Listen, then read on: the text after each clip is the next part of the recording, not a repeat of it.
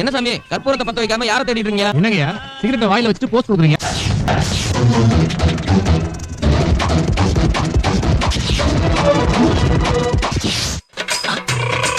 நெருப்பில் வந்தவர்கள் நாம்.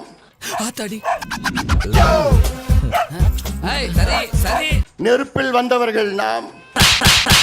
குழப்பத்துல பிறந்தவனே. எனக்கு 87, 2 மாசம் போனா 87 வயசு. அப்ப இன்னைக்கே பெட்ரோல் வாங்கி குளித்திர வேண்டியதா? நமக்கு மட்டும்தான் ஒரு புராணம் இருக்கிறது இந்தியாவிலே. ஆடு அதுவே அருவால வாயில கவிட்டு வந்து என்ன வெட்டு வெட்டுன்னு குனிதடா. நம் சமுதாயத்துக்கு மட்டும்தான் ஒரு புராணம் இருக்கிறது, வேறு எந்த சமுதாயத்தும் கிடையாது. காரணம் நாம் பண்ணிக்குள்ள சத்திரியர்கள் தான். இப்படியே உசுப்பேத்தி உடம்ப ரணகலம் ஆக்கிட்டாங்கடா. இந்த மண்ணை ஆண்டவர்கள், நம் குலத்தில் பிறந்த மன்னர்கள், ஜமீன்தார்கள், அது மட்டுமில்ல வள்ளல்கள், போராளிகள், தியாகிகள், அத்தனை பேரும் நீங்கள் பார்த்திருக்கிறீர்கள். உங்களுக்கு அதை சொல்வதெல்லாம் இங்கே இருக்கின்ற இளைஞர்களுக்கு ஒரு விழிப்புணர்வு ஏற்படுத்த வேண்டும் என்ற நோக்கத்திலே தான். பார்த்தாலே தெரிகிறது. தெரிகிறதா? ஒடுக்கப்பட்ட மக்களுக்கு, பின்தங்கிய கிராம மக்களுக்கு இடஒதுக்கீடு வேணும்ன்றதுக்காக தான் இந்த சித்திரை முழு நிலவு இளைஞர் பெருவிழா மாமல்லபுரத்தில் நடக்க போது. நம்முடைய ஒற்றுமையை அங்கே நாம் காட்ட வேண்டும். நம்முடைய பலத்தை அங்க நம்ம காமிச்சாதான்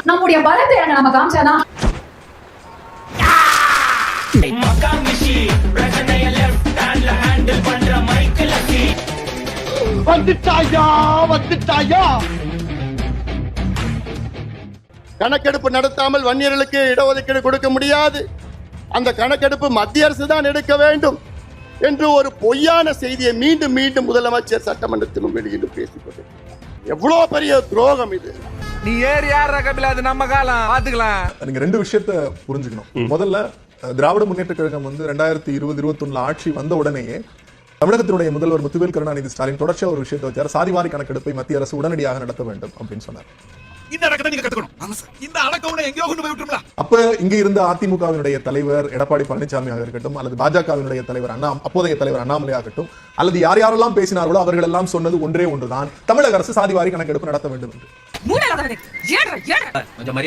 நாம் தெளிவாக சொன்னோம், நாம் கணக்கெடுப்பு நடத்த முடியாது. சர்வே வேண்டுமானால் எடுக்கலாமே தவிர சென்சஸ் எடுக்க முடியாது. இந்திய அரசியலமைப்பு சட்டத்தின் பிரிவு அட்டவணை 7 கீழ் 63 சாதிவாரி கணக்கெடுப்பையும் மக்கள் தொகை கணக்கெடுப்பையும் மத்திய அரசு தான் எடுக்க முடியும் என்பது யூனியன் லிஸ்ட்ல இருக்கு அப்படிங்கறத தெளிவா சொன்னோம். அப்ப எல்லாம் பல்ல காட்டிக்கிட்டு இல்ல திமுகன்னு சொன்னவங்க இன்னைக்கு முகத்தை எங்க கொண்டு போய் வச்சுக்க போறாங்கன்னு தெரியல. என்னடா என்ன கண்ணெல்லாம் கலங்கிருக்கு. அஸ்வினி சொல்றாரு, ஆமா சாதிவாரி கணக்கெடுப்பதற்கான முழு உரிமை மத்திய அரசாங்கத்திற்கு தான் இருக்கிறது. இதுக்கு முன்னால அவமானப்பட்டதே இல்லையா? 2019 நாடாளுமன்ற தேர்தல் வந்தப்ப இதே பீகாருடைய நிதிஷ்குமார் அவர்கள் இந்தியா கூட்டணியில் இருந்தப்ப இந்தியா கூட்டணியுடைய அரங்கத்துல முதல் குரல் வந்தது, ஓபிசிகளுக்கான இடஒதுக்கீட்டை உறுதிப்படுத்தணும் அப்படின்னு.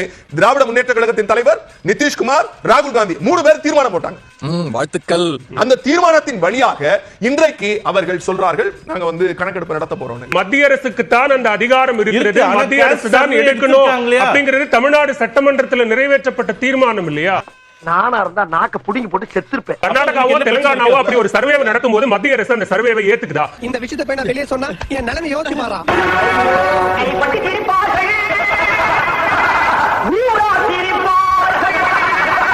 குலசேகரன் கமிட்டியினுடைய முடிவுகளை ஏத்துக்க முடியாது. அப்படி எடுப்பதற்கோ அல்லது இடஒதுக்கீடு கொடுப்பதற்கோ ஒன்றிய அரசுக்கு தான் உரிமை இருக்கே தவிர மாநில அரசுக்கு இல்லைன்னு பச்சை நாடகம் போட்டது பாஜக. தமிழ்நாட்டில் தனிப்பெரும் சமுதாயம் இன்னைக்கு படிப்பறிவு இல்ல, குடிசையில் வாழ்ந்து கொண்டிருக்கிறது, கூலி வேலை செய்து கொண்டிருக்கிறது, விவசாயம் செய்து கொண்டிருக்கிறது, எந்த தொழிலும் கிடையாது. இந்த சமுதாயத்தை ஆண்டு கொண்டிருக்கின்ற கட்சிகள் எல்லாம் வெறும் வாக்கு வங்கிகளாக பயன்படுத்திக் கொண்டிருக்கிறார்கள். ஓட் பேங்க், அவ்வளவுதான். உங்களை எப்படி பாக்குறாங்க? ஓட்டு பேங்க், அவ்வளவுதான். வெளிப்பூச்சு, வெளி வேஷம், வெளி பேச்சு, கூட்டணி, அந்த கூட்டணி, இந்த கூட்டணி, கட்சிக்குள்ளே கூட்டணி, கட்சிக்குள்ளே கூட்டு, இதெல்லாம் நடக்காது தம்பி, நடக்காது கண்ணு. அதனாலே நீ உன்னை திருத்திக் கொள். கூச்ச சுபாவம் போல் இருக்கு, பொண்ணை நல்லா வளர்த்து வச்சிருக்கீங்க. அதனாலே நீ உன்னை திருத்திக் கொள். அட பாவிகளா, ஒரு மீட்டிங்ல ஏதாவது பேசணும்னு விவசாய இல்ல இல்லை என்று சொன்னால் இன்னும் நான் 4 செல்போன் வச்சிருக்கிறேன், இன்னும் 4 வாங்கிக்க, பொழைச்சுக்கோ, ரியலைசேஷன் பண்ணிக்கோ.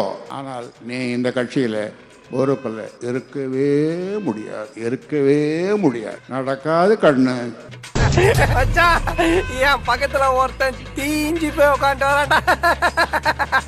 வச்சு அவனை ரவுண்டு பண்ணி பார்த்தேன்னு வச்சுக்க, போகி கொளுத்துன சைக்கிள் டயர் மாதிரியே இருப்பான்டா.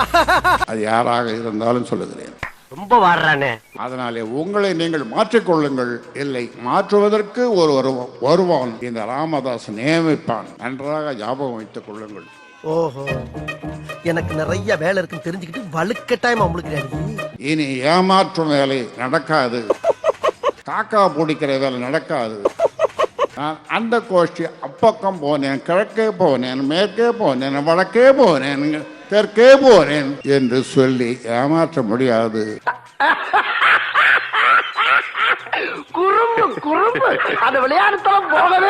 உங்களுடைய ஜாதகத்தை எடுத்துட்டு வா, தோட்டத்துக்கு கொண்டு வா, நான் பார்க்கிறேன், உங்கள் ஜாதகத்தை கணிக்கிறேன். உன்னை சனி பிடித்திருந்தால், சனி பகவான் உன்னை பிடித்திருந்தால் ஒழிஞ்சு போ.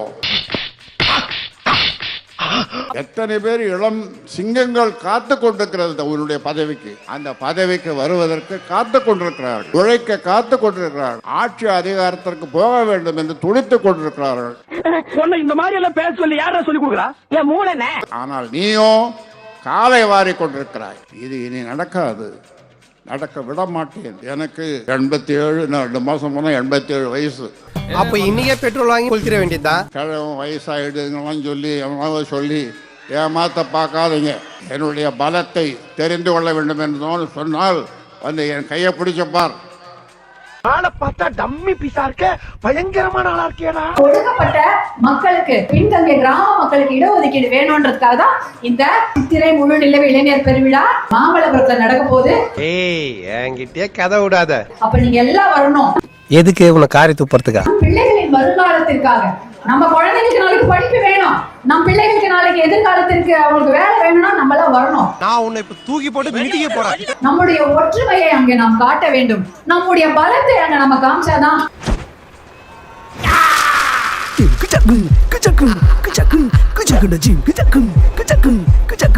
சுதந்திரத்திற்கு முன்பு நினைத்து பாருங்கள், எத்தனை பேருக்கு தெரியும் நாகப்ப படையாட்சி தென்னாப்பிரிக்காவிலே காந்தி அவர்கள் தொடங்கிய சத்தியாகிரக போராட்டத்தில் உயிர் நீத்த முதல் தியாகி.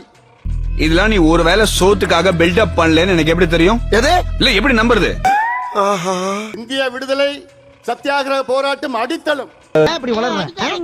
எவ்வளவு பெருமை இது, எவ்வளவு பெரிய வரலாறு இது. யாருக்காவது தெரியுமா? நீ உருட்டுமா? அதான் சொல்லிட்டார்ல, உருட்டு. அஞ்சலை அம்மாள் வீரத்தாய், கடலூரை சார்ந்தவர். காந்தி அவர்களை பார்க்க நேரில் வந்தவர். நல்லா இருப்படா, போடா, உன்னெல்லாம் ஒண்ணும் பண்ண முடியாது. அது மட்டுமல்ல, காந்தி அவர்கள் பார்க்க வேண்டும் என்று இந்த குதிரையிலே அங்கே காந்தி அவர்களை சந்தித்தார் அஞ்சலை அம்மாள். வாய் மட்டும் இல்லைன்னா நாய் தூக்கிட்டு போயிடும். அவரும் இன்னைக்கு இந்திய அளவிலே சுதந்திர போராட்ட வீரர் என்று வந்திருக்க வேண்டும். ஏன் வரல? ஏன்? இந்த ரத்தத்துல பிறந்துட்டாங்க. அதான், வேற எந்த காரணம் இல்ல. தெரிஞ்சா பேசு, இல்லாட்டி சும்மா இரு. ஐயா ஆணைமுத்து படையார், ஐயா ஆணைமுத்து தந்தை பெரியார் அவருடைய உண்மையான வாரிசு. அவர் இன்னைக்கு யார் எவ்வளவு வாரிசுன்னு சொல்லிட்டு இருக்கிறாங்க. மண்டல் கமிஷனை வர வைத்தவர் ஐயா ஆணைமுத்து அவர்கள். மண்டல் கமிஷன் அவர் வர வைக்கலன்னா இன்னைக்கு இந்தியாவில ஓபிசி இடஒதுக்கீடு கிடையாதுயா. இதுல எனக்கு ஒரு பெருமை இருக்கிறது. இந்தியாவிலே ஓபிசி இடஒதுக்கீடு இதை பெற்று தந்தது 2 சத்திரியர்கள். ஒன்று ஐயா ஆணைமுத்து அவர்கள், மண்டல் கமிஷனையே கொண்டு வந்தது. அடுத்தது நம்முடைய இனமான காவலர், சமூக நீதி போராளி மருத்துவர் ஐயா அவர்கள். அது எப்படிடா உன்னால மட்டும் இப்படி எல்லாம் பேச முடியுது? ஐயா அவர்கள் இல்லை என்றால் இன்று இந்திய அளவிலே ஓபிசிக்கு கல்வியில 27 விழுக்காடு இன்று வரைக்கும் வந்திருக்கார். பார்த்தா அப்படி தெரியலையே. அந்த ஐக்கிய முற்போக்கு அரசிலே அந்த கூட்டத்தில் ஐயா அவர்கள் கலந்து கொண்டு சோனியா அம்மையாரை பார்த்து, நீங்கள் இடஒதுக்கீடு கொண்டு வருவீர்களா இல்லையா? இல்லை, நாங்கள் இந்த கூட்டணியை விட்டு வெளியேறுகிறோம் என்று ஆவேசமாக பேசினார்கள். என்ன போக்கு போக்கு?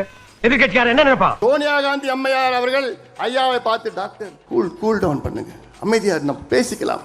பிறகு அன்று மாலை மீண்டும் சந்தித்து ஒரு முடிவெடுத்தார் சோனியா காந்தி அம்மையார். என்னன்னு, மருத்துவர் ஐயா அவர்கள் அழுத்தத்தால் இந்தியாவிலே அந்த ஆண்டு வருகின்ற ஆண்டில் ஓபிசிக்கு கல்வி நிலையத்திலே 27 விழுக்காடு இடஒதுக்கீட்டை அறிவித்தார் சோனியா காந்தி அம்மையார் அவர்கள். இது எவ்வளவு பெரிய வரலாறு.